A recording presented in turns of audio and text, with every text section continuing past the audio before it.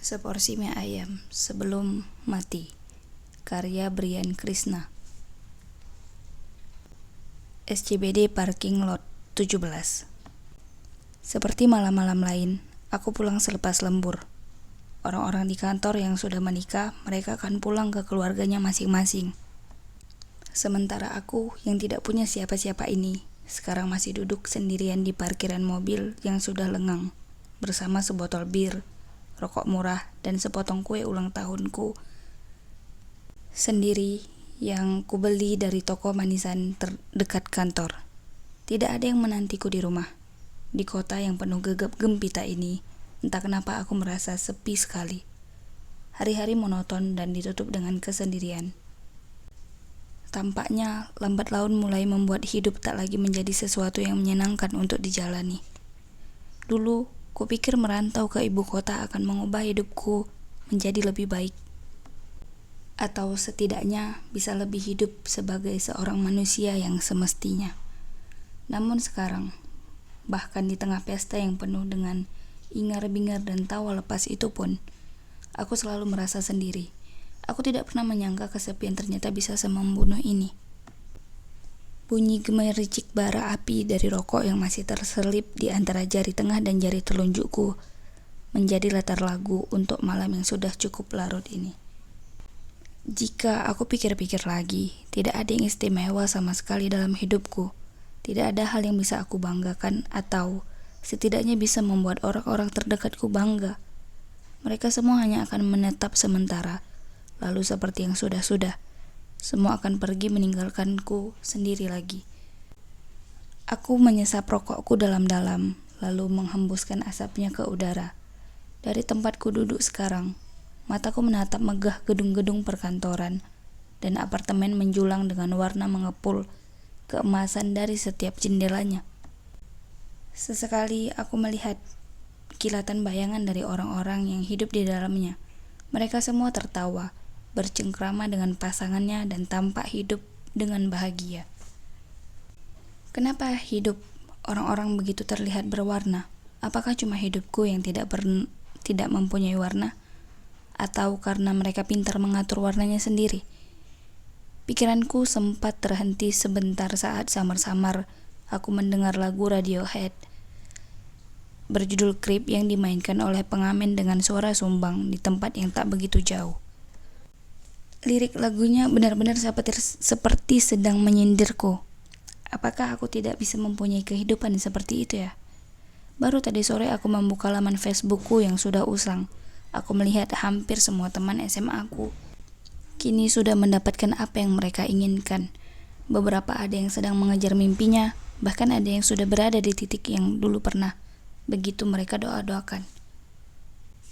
Di kantor, teman-teman seangkatanku pun sudah berhasil naik jabatan, dan sekarang junior-juniorku mulai berada di tingkatan yang sama denganku. Bertahun-tahun aku melihat orang-orang berlari mengejar mimpinya, sementara aku masih diam di tempat yang sama. Aku sebenarnya tidak masalah jika tertinggal dari teman-temanku yang lain, tapi yang paling aku takutkan dari semua ini adalah aku takut jika ternyata selama ini aku tidak pernah berhasil menjalani hidup sebagaimana seharusnya. Lalu pertanyaan itu muncul lagi di kepalaku. Apakah hidupku bisa jauh lebih bahagia jika dulu aku berani mengambil kesempatan untuk menjalaninya sesuai dengan apa yang aku inginkan, alih-alih menghabiskan waktu menyembuhkan. Tidak ada yang ingin berlama-lama duduk denganku. Bentuk badanku yang tinggi 189 cm dengan berat badan 138 kg dan kulit hitam ini membuat orang-orang enggan mendekat lebih lama. Gila, badan si Ale bau banget. Bahkan kata-kata itu tak lagi berbunyi dalam sebuah bisikan yang senyap. Orang-orang dengan lantang mengatakannya meski tahu aku sedang berada di satu ruangan yang sama. Mereka seperti menganggapku tidak ada. Bagi mereka, perasaanku tak lebih dari tisu bekas buang ingus, tak berguna dan perlu diabaikan. Aku sudah pakai deodoran, percayalah. Bahkan aku juga rela menghabiskan tabunganku yang tak seberapa itu untuk membeli parfum mahal. Namun jika memang pada dasarnya orang gemuk selalu mengeluarkan bau yang tak sedap, lantas aku bisa apa? Aku juga sudah berusaha. Ingin rasanya aku berkata seperti itu kepada mereka, tapi selalu urung aku lakukan. Aku tak ingin membuat mereka tidak nyaman dan semakin menjauhiku. Tak apa, biar perasaanku saja yang terluka. Aku sudah biasa. Beberapa tahun yang lalu, teman seangkatanku kedapatan membawa kabur kamera mahal milik perusahaan. Aku melihatnya, tetapi aku tidak mengadukannya ke siapa-siapa. Ia berterima kasih kepadaku dan mengatakan bahwa aku adalah salah satu teman terbaiknya. Aku bahagia sekali. Pada akhirnya ada seseorang yang menganggapku ada. Ketika keadaan kantor mulai memanas akibat hilangnya kamera itu, temanku tiba-tiba datang menitipkan kamera itu kepadaku. Karena aku temannya, tentu aku membantunya. Hasil dari CCTV sudah keluar. Temanku ternyata tertangkap kamera. Ia dipanggil ke ruangan HRD, namun anehnya namaku juga ikut dipanggil. Ternyata temanku barusan menukarkan kepalanya dengan kepalaku. Ia meminta HRD memeriksa CCTV di lantai tempatku bekerja, dan di sana aku tertangkap sedang membawa kamera yang beberapa jam sebelumnya dititipkan oleh temanku. Aku kaget, tapi aku tetap diam saja, tidak membela diri sama sekali, sebab bukankah itu gunanya, teman, saling melindungi? Terkadang, agar sebuah masalah bisa selesai, ia hanya butuh satu pihak yang mau dipersalahkan, dan itulah aku. Surat peringatan satu keluar untukku, tetapi tidak untuk temanku. Gajiku dipotong hampir setengah. Kesempatan untuk naik jabatan sirna sudah. Tak lama gosip turut menyebar. Si Beruk adalah pencuri, si Blackie kleptomania. Dan kalian tahu, orang yang kuanggap teman itu tidak lagi mau menyapaku demi menyelamatkan nama baiknya. Sekali lagi, aku yang harus menanggung hal-hal buruk dari kesalahan yang diperbuat orang lain. Am I a good person? Aku adalah orang yang mudah digantikan. Jabatanku di kantor tidak tinggi sama sekali. Aku bukan anak satu-satunya di keluargaku. Orang yang kuanggap teman mempunyai banyak teman baik dan aku bukan salah satunya. Kekasih, mana ada yang mau menghabiskan waktunya menemani lelaki semenyedihkan ini. Jadi ketika suatu hari nanti aku mati, aku akan sangat mudah digantikan. Aku bukan prioritas di hidup siapapun. Aku tidak pernah menjadi yang nomor satu, dan aku tidak pernah menjadi yang satu-satunya. Beberapa orang mungkin mengatakan bahwa aku berharga agar tak menyakiti perasaanku. Tapi aku tahu jika mereka diharuskan memilih, akan selalu ada orang lain yang mereka pilih ketimbang aku. Aku hanyalah pemeran pembantu, bahkan di cerita kehidupanku sendiri. Aku tidak marah dengan fakta itu. Aku hanya membayangkan jika besok aku mati, perlu berapa lama sampai orang-orang menyadari bahwa aku sudah tiada. Jika besok aku mati, apakah kantorku akan mengirimkan karangan bunga, lalu membuka lowongan pekerjaan baru keesokan harinya? Dan keluargaku, apakah mereka akan bersedih di waktu yang lama? Atau bahkan mereka hanya sedih sebentar lalu berhenti mengunjungi tempat aku disemayamkan karena terlalu sibuk dengan hidupnya masing-masing? Jika besok aku mati, butuh waktu berapa lama bagi mereka untuk merindukanku sebelum kemudian benar-benar melupakanku? Angin malam itu berembus kencang sekali hingga bara rokokku menyala merah padam. Suara riuh dari kantong kresek berisi kue di sampingku membuatku tersentak dan sontak melihat ke arahnya. Aku baru ingat kalau tadi aku membelinya. Sebuah kue ulang tahun yang aku beli untuk diriku sendiri. Ya, hari ini adalah hari ulang tahunku yang terakhir. Ngomong-ngomong, soal ulang tahun, dulu aku pernah membawa kue ulang tahun untuk kubagikan di kantor. Kuenya tidak bagus, hanya kue sederhana, berwarna hijau dan terlihat norak. Kupikir orang-orang akan berebut lalu mengucap selamat kepadaku. Namun ternyata aku salah. Tidak ada satupun yang mengambil potongan kue itu sampai jam pulang kantor. Aku tidak marah. Mungkin mereka tidak sadar akan kue itu. Aku membawanya ke pantry dan memberikannya pada seorang OB yang sedang membereskan sisa-sisa kopi bubuk yang berceceran di meja. OB itu terlihat begitu senang. Wajahnya berbinar mengambil seluruh kue itu. Ia berterima kasih lalu mengucapkan doa yang panjang untuk ulang tahunku. Sebuah doa yang isinya begitu indah dan tidak pernah aku dapatkan dari siapapun sebelumnya. Bahkan dari orang tuaku sendiri. Kreng. Tiba-tiba botol birku yang isinya masih setengah tertendang oleh gerombolan wanita yang berjalan melewatiku. Aku terkejut. Isinya berceceran dan menggenang di paving blok dekatku. Gerombolan wanita itu tidak berhenti sama sekali. Bahkan mereka tampaknya tidak sadar telah menumpahkan minumanku. Justru malah aku yang meminta maaf secara spontan saat botol bir itu terjatuh. Aku melihat mereka menghampiri salah satu mobil yang terparkir. Alih-alih masuk, mereka menaruh ponsel di kap mobil, lalu sama-sama menari di depannya. Tampaknya untuk konten TikTok. Gerakan mereka begitu indah, lekuk tubuh wanita selalu membuatku terpana. Bicara tentang wanita, seumur hidupku aku hanya pernah sekali berpacaran. Tidak ada hal baik yang bisa kuceritakan dari hubungan itu. Mungkin dulu ia menerimaku karena kasihan. Dalam hubungan itu, hanya aku yang tampak berjuang dan bertahan mati-matian. Sementara ia acuh tak acuh merasa kalau kehilanganku bukanlah kerugian sama sekali. Ya ampun, masa begitu aja butuh waktu lama sih, Le? Itu nggak buruk, tapi nggak bagus juga. Kamu itu bodoh atau apa sih? Jangan memakai baju yang jelek saat berkencan, bikin malu. Kamu nggak berguna. Harusnya aku nggak berharap banyak dari kamu. Berapa kali lagi bakal ngulang kesalahan yang sama? Bisa nyadar diri nggak sih? Itu kan udah jelas banget. Kamu lancang banget sampai ngebuat aku nunggu gini. Aku selalu mengira kamu agak ceroboh, tapi ayolah. Masa gitu aja masih tetap salah? Selama 1,5 tahun kami berpacaran, tidak pernah sekalipun ada wajahku di media sosialnya. Jikapun ada foto kami yang terlihat bagus, ia akan mengunggahnya separuh. Wajah dan badanku akan ia crop. Aku tahu, bentuk tubuhku memang bukanlah sesuatu yang bisa dibanggakan. Wajahku yang gelap seperti terpapar sinar matahari terus-menerus, bibirku yang hitam karena rutin merokok, kuku jariku yang banyak noda nikotin, dan badanku yang selalu berkeringat adalah kombinasi terburuk untuk seonggok tubuh manusia, dan aku sadar akan hal itu. Aku tidak pernah protes sama sekali kepada kekasihku.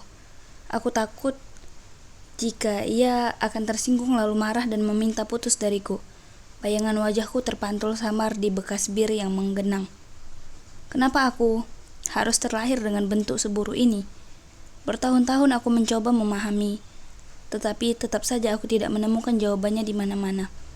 Aku juga ingin merasakan dicintai Tuhan. Apakah sesulit itu? Bahkan untukmu sekalipun. Setelah ditelusuri oleh psikiaterku, ternyata bibit depresiku ini sudah muncul sejak aku kecil. Aku tidak terkejut sama sekali mengingat memang semuanya berawal dari dalam rumahku sendiri. Aku lahir dengan ukuran tulang yang lebih besar dari adikku, membuat badanku terlihat lebih besar ketimbang teman-teman sebayaku. Aku memang tak tampan dari lahir. Tubuhku gelap seperti keling selepas terpapar sinar matahari. Aku senang bermain di luar bersama teman-temanku. Tapi dari situlah semua depresi itu berasal. Genderuwo dan babon adalah kata-kata yang paling sering disematkan kepadaku. Bahkan ketika berita anak genderuwo wagini viral pada masanya, saat itulah depresi pertamaku tumbuh. Hampir setiap hari orang-orang memanggilku dengan panggilan wagini. Puncaknya ketika sedang mengikuti kegiatan renang dari sekolah. Aku melihat banyak orang dewasa menertawakanku saat aku tidak menggunakan baju. Aku tidak tahu bagaimana caranya membuat orang menyukaiku. Seakan tanpa berbuat salah pun, mereka selalu mempunyai cara untuk memandang buruk kepadaku. Semenjak kecil, aku berusaha menjadi anak yang baik agar orang-orang memperlakukanku dengan hal yang sama. Namun ternyata semua itu percuma. Lalu bagaimana dengan orang tuaku? Mereka malah memintaku untuk bersabar, tidak membelaku sama sekali. Tidak pernah sekalipun aku mendengar mereka memujiku atas segala pencapaian yang pernah aku raih saat aku masih kecil. Lalu, tanpa sadar, segala benih kemarahan, bara kekecewaan, dan tunas kebencian kepada diri sendiri itu mulai tersemai di hatiku, membuatku tumbuh menjadi manusia yang memaklumi segala perkataan buruk dari orang-orang. Karena aku merasa yang mereka katakan adalah hal yang benar. Apakah aku pantas marah? Tentu saja tidak, sebab jika aku marah justru aku yang akan dimarahi oleh orang tuaku. Bikin malu, laki-laki kok gampang panas, cengeng. Kapan mau dewasanya kamu? Sampai sekarang aku masih bisa mengingat bagaimana nada teriakan ibu saat itu. Padahal aku masih anak SMA kelas 1. Tetapi aku sudah dipaksa untuk bertindak dewasa dengan memaklumi semua perkataan buruk orang-orang kepadaku. Dikala temanku dibela mati-matian oleh orang tuanya, aku justru dipaksa meminta maaf dan menundukkan kepala atas semua yang bukan salahku. Aku adalah pohon yang tumbuh dengan cacat. Alih-alih tinggi menjulang, aku dipaksa tumbuh menunduk, menatap tanah seperti bonsai. Dulu aku adalah anak kecil yang pantang menyerah, senang berjuang dan tak mau kalah. Namun kepercayaan diriku hilang dikubur oleh orang-orang dari keluargaku sendiri. Kamu gak akan bisa, jelek. Ngapain kayak gitu? Mending gak usah. Bu, seharusnya aku tumbuh menjadi lelaki yang bisa mengerjakan semua dengan baik dan benar dalam hidupku. Seharusnya aku bisa menjadi lelaki yang punya mimpi. Namun Bu, semenjak kecil kau membuatku merasa semua yang kulakukan adalah salah. Dulu aku mempunyai cita-cita bisa tumbuh menjadi orang dewasa yang bisa membelikan apa saja yang ibu mau. Setelah setua ini, sekarang cita-citaku hanyalah satu. Semoga aku tidak menyesal karena pernah memutuskan untuk tetap hidup. Sebab di rumah itu, selain mimpi, kepercayaan diri, semangat juang, dan kasih sayang yang turut dikubur oleh orang tuaku di halaman belakang adalah keinginanku untuk tetap menjalani hidup. Sekarang aku hanya terus hidup tanpa berusaha untuk bisa berdamai dengan segala kekecewaan yang aku terima tanpa harus menyalahkan siapapun. I'm creep, I'm just aware too. What the hell I'm doing here? I don't belong here. Sudah pukul 11 malam, aku menginjak mati bara api rokokku, lalu bergegas pergi menuju stasiun kereta untuk pulang. Aku berjalan dengan menunduk, tak pernah berani menengadahkan kepalaku. Tubuhku yang besar membuat orang-orang sering tak sengaja menyenggolku. Tetapi aku tetap diam saja. Di dalam kereta yang sedang berjalan, mataku nanar menatap keluar jendela. Am I living or just passing time? Aku hanya seseorang yang ingin hidup dengan tenang. Aku ingin sekali bisa tertawa dengan bebas. Aku ingin bisa dipercaya oleh orang lain. Aku ingin menjadi seseorang yang bisa diandalkan oleh orang lain. Bukan seseorang yang hanya ingin hari segera berakhir. Sejak kapan aku menjadi manusia yang seperti ini? Sejak kapan hidupku penuh dengan masalah yang bahkan aku sendiri tak menyadarinya? Aku hanya ingin hidup. Aku tersentak dari lamunanku saat penumpang yang duduk di sebelahku tiba-tiba berdiri dan berpindah tempat duduk sambil menutup hidungnya. Lagi-lagi seperti itu. Masih saja tetap seperti itu. Di apartemen tempatku tinggal, hanya ada satu satpam yang menyapaku. Satu-satunya orang di tempat itu yang mengingat namaku. Sisanya tidak pernah ada tutur kata. Aku membuka pintu kamarku yang gelap, gerah dan sesak. Aku meraih remote menyalakan AC yang sudah tidak terlalu dingin dan plastiknya menguning karena terkena paparan asap rokok. Aku mengambil sebungkus mie instan dari dalam laci lalu mulai memasak air dan membakar sebatang rokok yang lain. Ketika sedang menunggu, mendadak komporku mati. Gasnya habis saat aku baru saja memasukkan mie instan ke dalam air yang tanak. Bahkan untuk memasak mie instan saja aku gagal. Did I ever do something right? Pukul 3 malam, aku duduk di kasurku menghadap jendela ke arah gemerlap malam kota. Jika kalian menyarankan untuk pulang ke kampung halaman, rasanya itu bukan ide yang bagus. Ibu pasti akan terus menghujatku dengan banyak pertanyaan. Adik laki-lakiku sudah lebih dulu menikah, dan itu yang membuat ibuku semakin kesal karena di umur yang sudah tua ini aku tak kunjung menemukan pendamping hidup. Lagi pula, siapa juga yang mau mendampingi makhluk banal sepertiku? Kalaupun ada, mungkin itu adalah hari paling sial bagi mereka.